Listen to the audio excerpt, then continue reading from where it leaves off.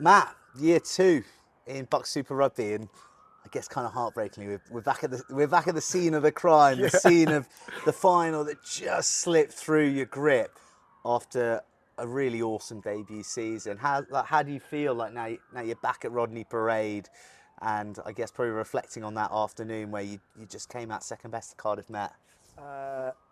Yeah, PTSD is kind of the first word that comes, or like abbreviation that comes to mind.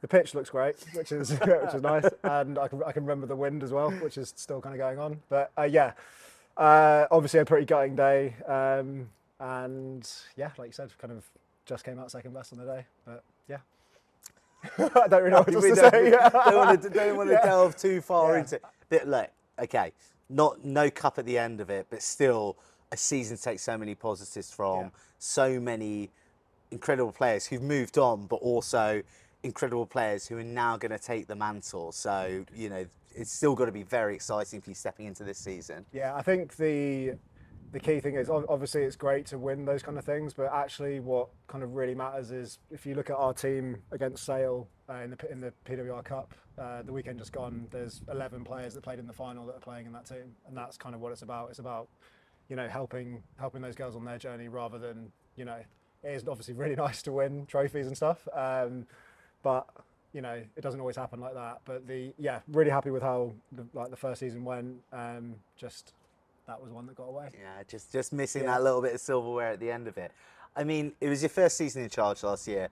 It wasn't like you were, you know, dropped from outer space into the Super Rugby cosmos with your involvement with Lightning, etc. But now you've had a season in it. Like, what do you think of the league? Like, what did you learn about the league that you may not have appreciated from watching it from the outside? Oh, that's a good question.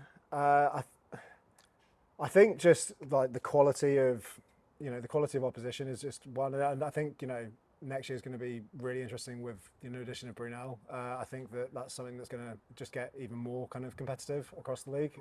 But I think when you consistently see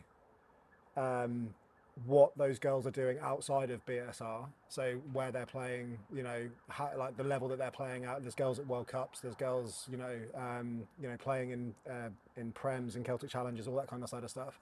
So it naturally means that the league is just such a high standard, and yeah, it's amazing to be a part of, to be honest. Yeah. Who's the team you're most looking forward to playing this season? We've got Cardiff Met first, so yeah. Well done to the fixture secretary. Yeah, exactly. No, I'm obviously kidding. I honestly, it sounds a bit cliche, but we've got a kind of really important year in terms of transition of players. So there's a lot of girls that played in the final that have moved on now. So we've got a really important job to do with, you know, getting girls up to speed. So I'm actually not too focused on who we're playing. It's more about what we can do, because, you know, having seen the group in pre-season and what they're doing in the, you know, the PWR Cup and stuff at the moment, it's, you know, it's really exciting. So we are just focusing on us at the moment. So focusing on yourself, and, you know, when we open a new season, we get a whole new intake of freshers, and with that we get their parents, we get their friends, we get people who've never heard of BUCS Super Rugby before, but they're all tuning in now. So what would you say to them sort of defines Loughborough women's rugby? What can they expect from the African Violet, as you know? What would they expect? So I think the big one would just be bravery. Like, we want to play a certain brand of rugby that involves being brave and creative. So yeah, I think that they're the kind of two words that I kind of focus on.